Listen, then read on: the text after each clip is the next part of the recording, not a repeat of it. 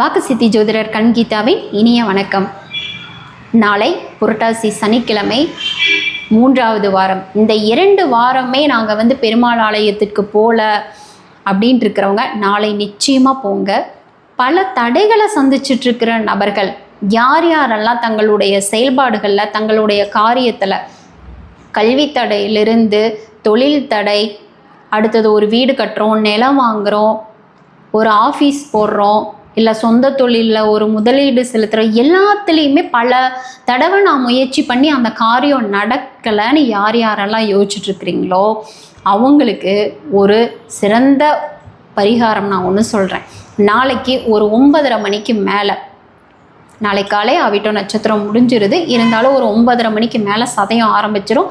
சதயம் அப்படின்னாவே ராகு பகவான் அப்படின்னாவே உளுந்து வடை நீங்கள் என்ன பண்ணுறீங்க அப்படின்னா ஒரு 32 அல்லது 41 அல்லது 50 உங்களால் எவ்வளோ பண்ண முடியுமோ அவ்வளோ செஞ்சு முடிந்த வரை நீங்கள் உங்கள் கையால் செஞ்சு கொண்டுட்டு போங்கன்னு தான் சொல்லுவோம். இல்லை மேடம், நாங்களாம் ஒர்க்குக்கு போகிறவங்க, எங்களால் பண்ண முடியாது அப்படிங்கிறவங்க தாராளமாக காசு வெளியில் கடையில் கூட நீங்கள் சொல்லி வாங்கிக்கலாம்.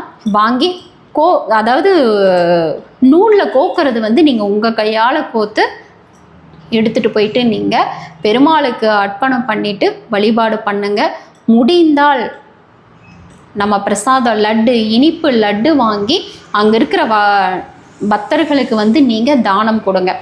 நாளை இந்த பரிகாரத்தை பண்ணும்போது உங்களுக்கு ஏற்பட்ட பல தடைகள், எந்த வேண்டுதல் வச்சாலும் ஒரு வேண்டுதல் வைங்க. பொதுவாகவே நான் என்ன சொல்லுவேன் அப்படின்னா, எந்த ஆலயத்திற்கு போனாலும் அந்த ஆலயத்தில் உள்ள சிறப்பம்சங்களை கேட்டு, அப்போது இவங்க கல்விக்காக உகந்தவங்களா, இவங்க தொழிலுக்காக உகந்தவங்களா, அதெல்லாம் கேட்டுட்டு அப்போ அதுக்கு தகுந்த வழிபாடு ஒன்று மட்டும் வைங்க. எந்த பிரார்த்தனை வச்சாலும் ஒரு தெய்வத்துக்கிட்ட ஒரு முறை இடுங்க, அப்போ தான் அது நடக்கும்.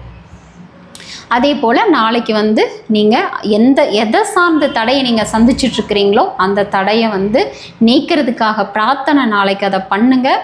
வடை மட்டும் நீங்கள் அர்ப்பணம் பண்ணிவிட்டு வழிபாடு பண்ணுங்க, அது மட்டுமே போதும். முடிந்தால் வரக்கூடிய பக்தர்களுக்கு இனிப்பு லட்டு தானம் கொடுங்க.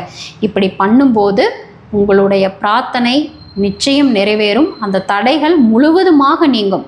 நாளைக்கு நீங்கள் அந்த ஒரு நாள் பண்ணினாவே போதும், பல தடைகள் நீங்கும். நன்றி.